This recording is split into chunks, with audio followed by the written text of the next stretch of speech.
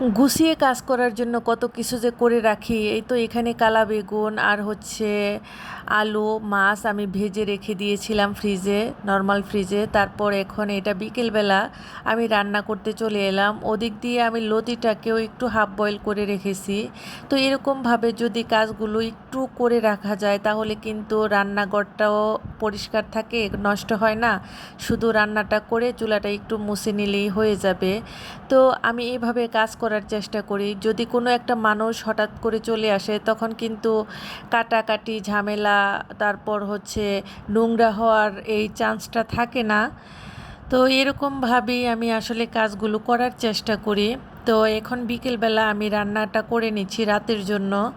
এদিক দিয়ে আমি রান্না করব শুটকি দিয়ে লতি, এটাও আমার প্রসেসিং করাই আছে। আসলে আমি কাজগুলো এভাবেই করি, আমার এখন অভ্যস্ত হয়ে গেছে আর কি এভাবে কাজ করতে। সকালে যা ছিল তা দিয়ে খেয়ে এখন বিকেলবেলা রান্না করতেছি। তো আমি সব সময় অল্প অল্প তরকারি রান্না করি যাতে সময়ে খেয়ে শেষ করে ফেলা যায়। তো এরকমটাই আমি করি সব সময়।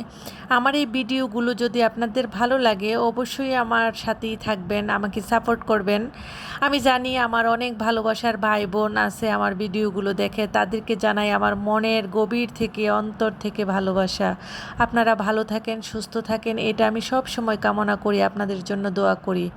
তো এদিক দিয়ে কথা বলতে বলতে কিন্তু আমার তরকারিগুলো হয়ে যাচ্ছে। এখন কিন্তু এই তো এর মধ্যে আমি একটা আলু কেটে দিয়েছিলাম।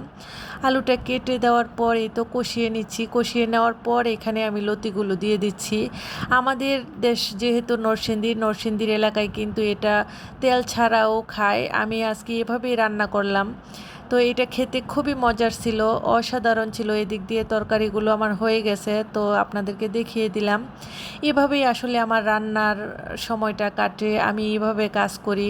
আপনারা চাইলে এভাবে করতে পারেন আমার এই কাজগুলো দেখে। আমিও কিন্তু মানুষের কাজগুলো দেখে শিখেছি। কাজ করা একটা আর্ট, এটা যতটা মনোযোগ দিয়ে করবেন, যতটা মন এখানে দিবেন ততটাই কিন্তু কাজ সুন্দর হয়। সবাই ভালো থাকবেন।